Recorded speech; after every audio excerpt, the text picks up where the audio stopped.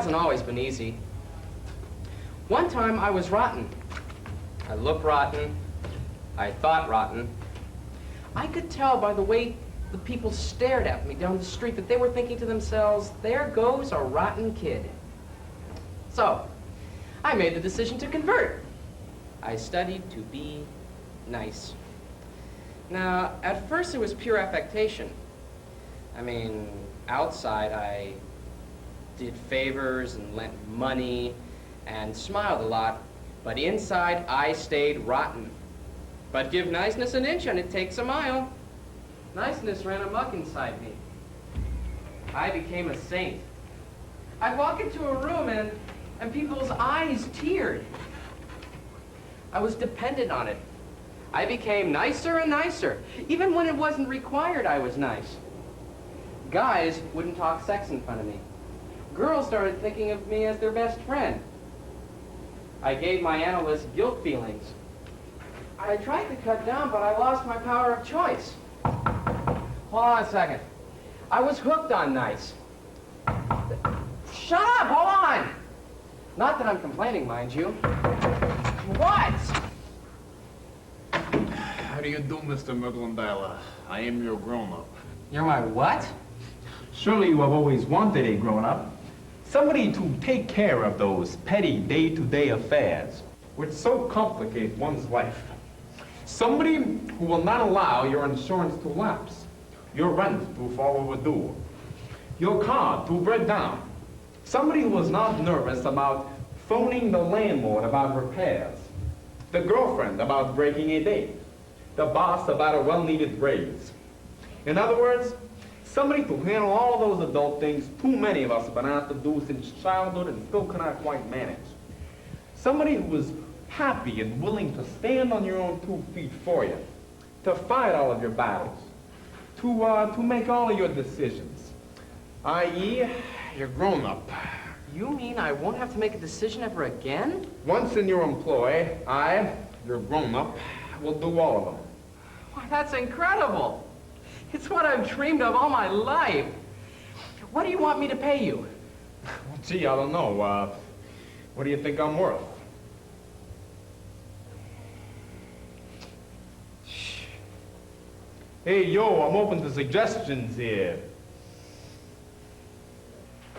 I wear a paper bag over my head. When I am happy, I wear a red paper bag. When I am depressed, I wear a blue paper bag. When I feel ordinary, I wear a brown paper bag. And when I feel grand, I wear a carton. Yet, people insist on telling me I'm afraid of showing emotion. How else do you show emotion? First thing I do every day is put on my body. Next, I clip in my eyes, paste in my nose, and cut out a hole for my mouth. Then I spray the whole thing with fixative and go to work. By morning, I've lost the use of my eyes. By noon, I've lost the use of my mouth. By late afternoon, I can hardly breathe through my nose. By quitting time, the only thing still working is my body. I drag it home. I give it a bath. It wakes up. I give my head a drink. It wakes up. My date comes. I spray on some fixative and we go dancing. He calls me his dream girl. A dance to summer. In this dance, I celebrate the torpor. Sitting down, lying around, standing, rolling over. Thank God for art. In 20 minutes, you're getting married to a girl whose father owns a few tracts of open land in Britain. All the marriages we know. Cracking up. 4 last month. 2 the month before. All our age. All married about the same time we were. The husband's drinking too much. The wives going back to analysis. The wives becoming more assertive. The husband's becoming bitter. Makes you wonder how we've survived. Never fighting. Never drinking. Never going back to analysis.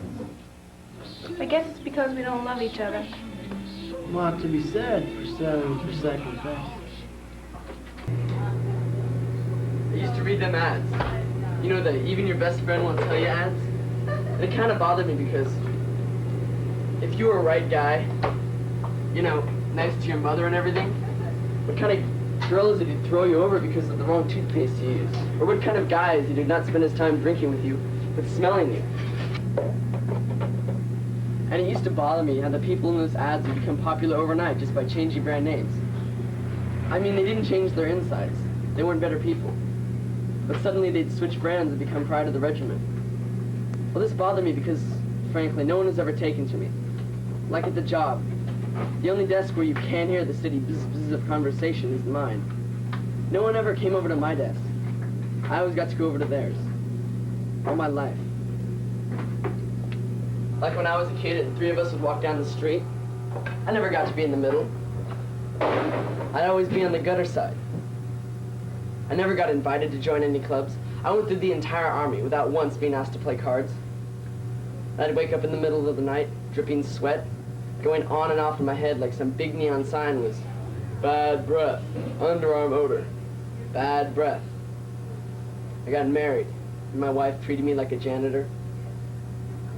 The only thing she could say that for me that was good was when I'm good with my hands.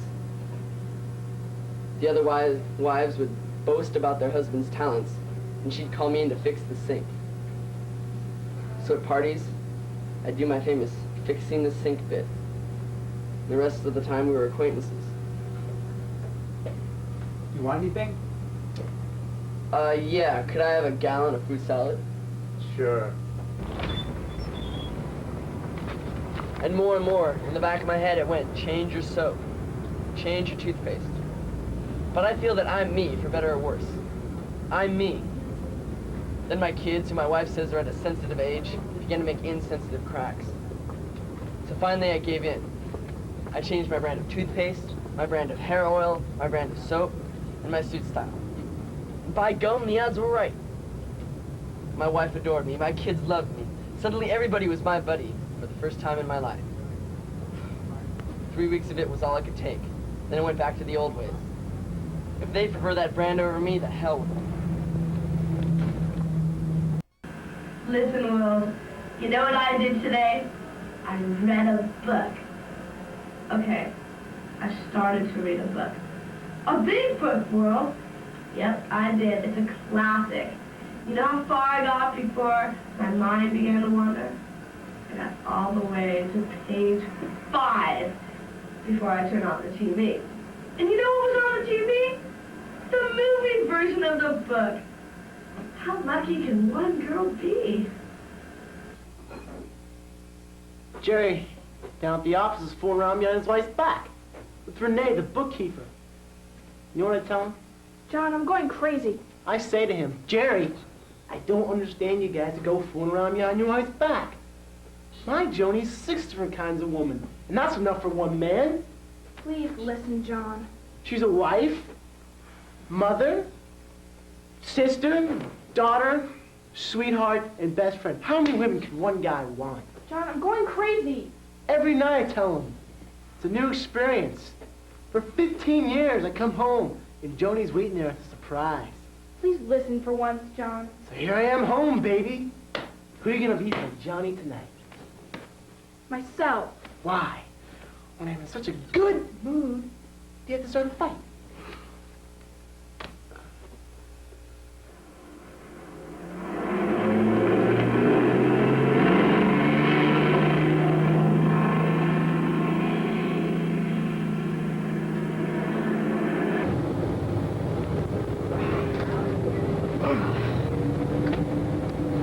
I always used to notice girls on the bus if they were writing in a notebook. Now, I figured that they were writers, and I'd go over and start a conversation with them about how I used to do some writing in school, and that I plan to again someday. You know, so they could usually tell by the way I talk and by my personal charm and everything that if I really wanted to, I could be a really good writer. You know, now just to show them that I wasn't full of hot air, I'd give them names like Updike and Salinger and Albee, you know, just so they would trust me into letting me look at what they'd written. Thanks.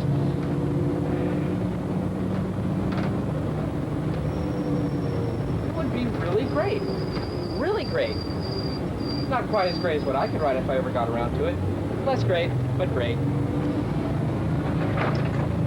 And I'd give them little criticisms about sentence structure and things like that, just so they would get the impression that I knew what I was talking about. And you know, the one thing that would really surprise them is that I wouldn't get off the bus with them. Instead, all I would just say is, goodbye. You see, that way they'd know that I wasn't a phony and trying for a pickup. And they'd be really impressed with me. Hey, that's all I want out of life. I just want someone to be impressed with me.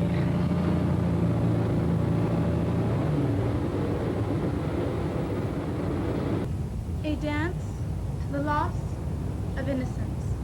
In this dance, I symbolize youth. Its hopes, its wishes, its dreams. Its choice of friends, of lovers, of gods. Youth, bright and eager. To search life for its meaning. Certain in the knowledge that it will find that meaning. And then comes disillusion. The disappointment of friends. The inadequacy of lovers. The failure of gods. The gaining of bitter insights. There is no one who does not lie. There is nothing incorruptible. They're all cheats and out to get you. Don't believe a single one of them. They're good, dirty. Forget it. I don't feel like dancing. I hate myself. I hate myself. I hate myself. I dislike myself. I like myself. I like myself. I like myself. I like myself. I like myself. I love myself. Begin again.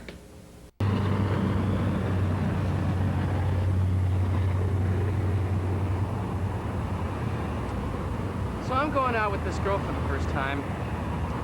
And we're going to the movies, and as usual, I'm throwing out my breadcrumbs. And she asks me, what is it that I'm doing? And I tell her that I'm throwing out my breadcrumbs so I can find my way home again. I have this terrible sense of direction. And she laughs like it's some sort of big joke. And I say to her, I don't see why my personal problems have to make such a big joke. So she says, don't worry, I'll take you home. So I got mad. I said to her, hey, each and every one of us has our own way of finding ourselves. Now, who's to say that your way is better than mine? So she says to me, you can't make a whole life's philosophy out of breadcrumbs. So right there, right on the street, we had a fight. And I got so mad, I walked off, and I completely forgot to follow my breadcrumbs.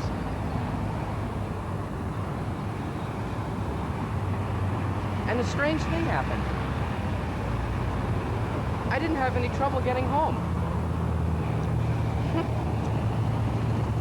Seems to make my whole past life invalid.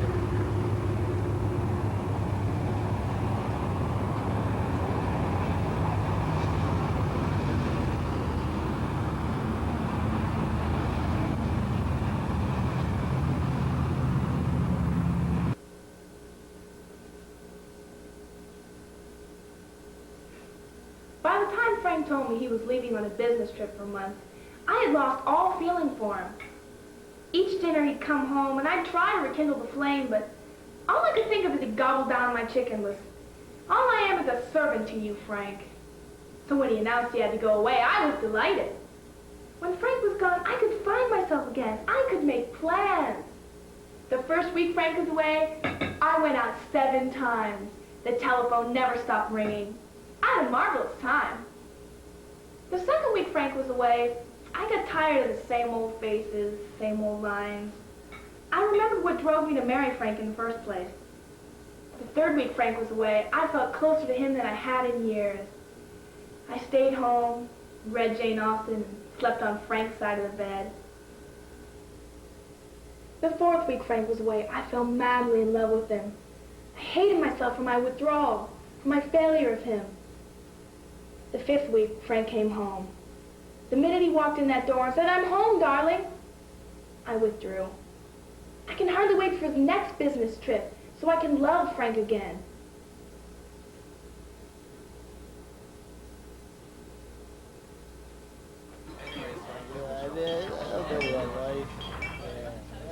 Sometimes I feel small. And sometimes I feel larger than life. Sometimes I feel crushed, and sometimes I feel like a king. Sometimes I feel slow, and sometimes I feel like a wit. But most of all, I just feel like me. So I drink.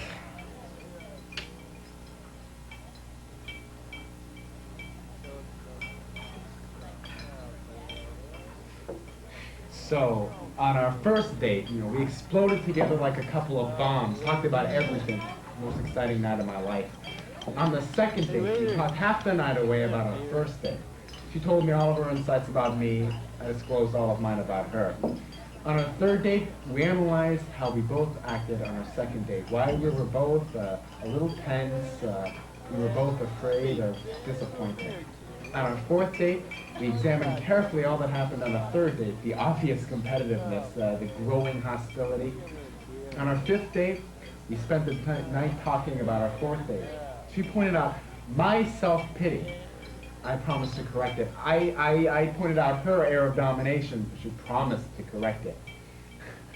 On our sixth date, we focused for the course of the evening on our fifth date. Our mutual anxiety, our self-exposure to keep us from physical contact. On our seventh date, we went to a movie. I loved it. She hated it. I never realized how insensitive she was. On our eighth date, I took her to a party. I met a marvelous girl. We exploded together like a couple of bombs. Most exciting night of my life. I married Fred so I could be free of my mother. I had kids so I could be free of Fred. I took a job so I could be free of the children. I ran off with the chairman of the board so I could be free of responsibility. I went back to Fred so I could be free of guilt. I divorced Fred and gave him custody so I could get a fresh start. They'll never get me alive.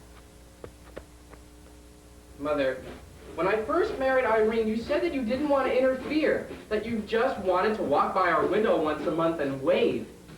Mother, after 3 months waving, you said that you didn't want to get in the way, but since you were coming by our house almost every day, Irene might once, just once, invite you in for dinner. Mother, after 4 months' dinner, you said that you didn't want to run our lives, but since you were coming home so late, because you were having dinner with us all the time, Irene might once, just once, invite you over to stay. Mother, after a year's living with us, Irene says that if you don't let her do some of the cooking, the cleaning, and the shopping, you will have to move out. Mother, I just talked to Irene today, and she says she wants to come back. Not in my house.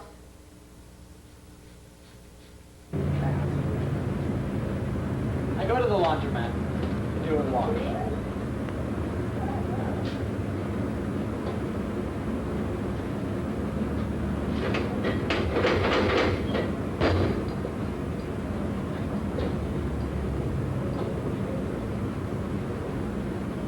Included in the wash are 8 pairs of socks.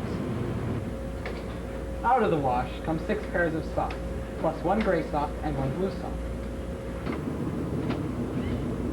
A week later, I go to the laundromat to do a wash. Included in the wash are 6 pairs of socks.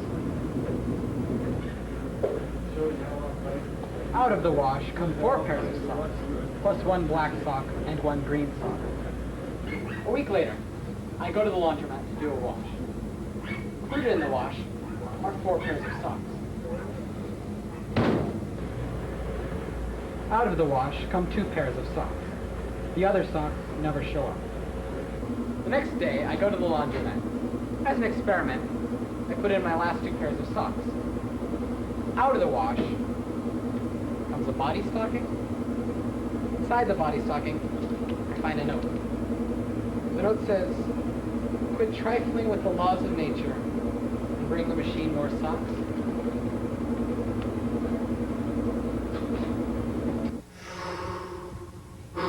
How is he, Doctor? Is there any hope? He's out of our hands, Miss Baum. Beyond that thin book of knowledge man calls medical science. But what can I do? I love him. Have you tried prayer? Prayer?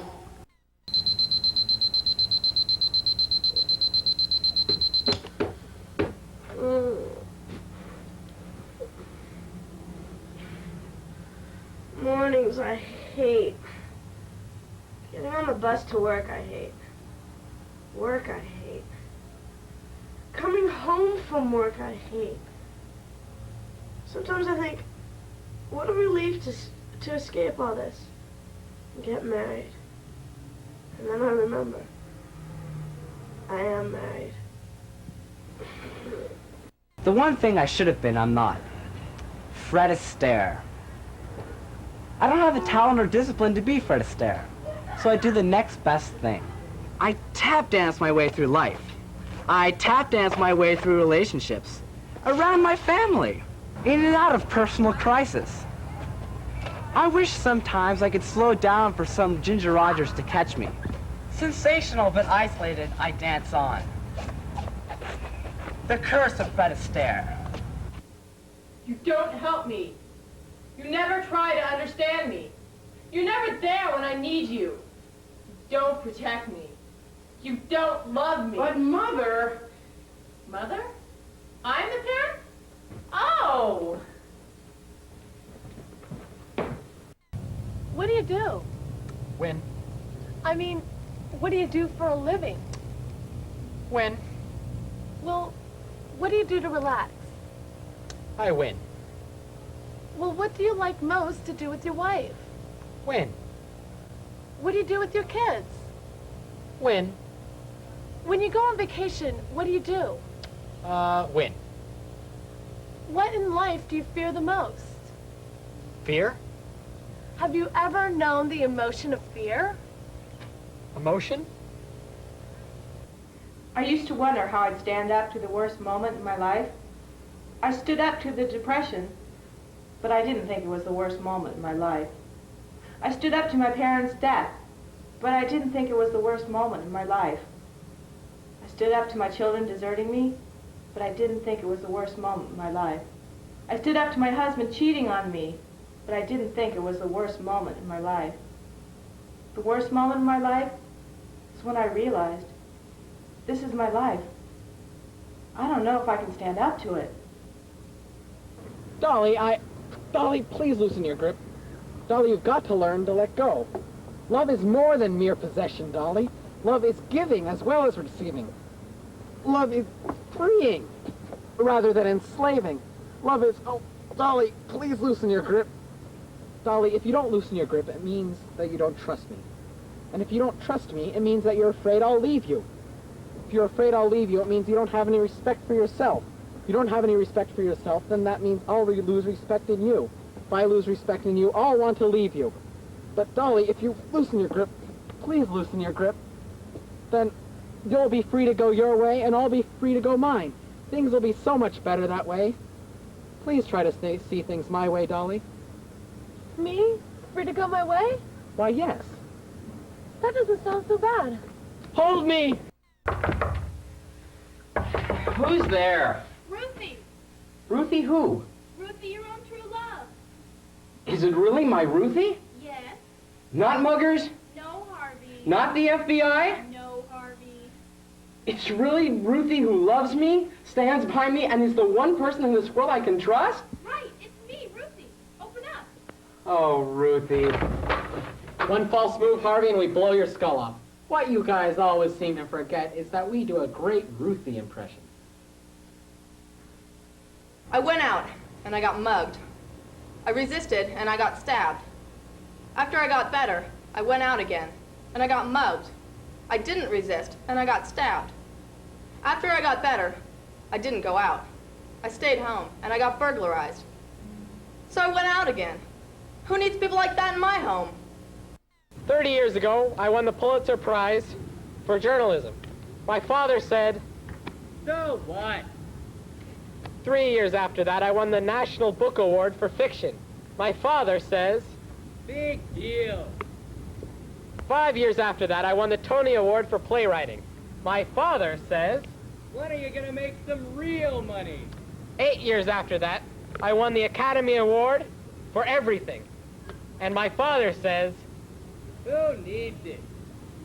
13 years after that, I won the Nobel Prize for Peace. My father dropped dead.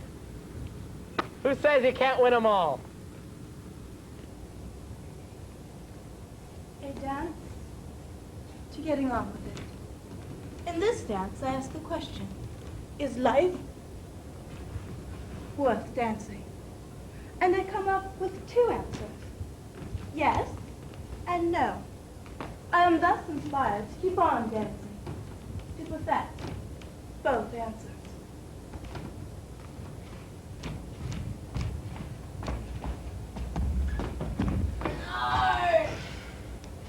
Hey, Bernard. I live inside a shell. That's inside a wall. Hey, Bernard. That's inside a fort. That's inside a tunnel. That's under the sea. Bernard. Bernard! Bernard!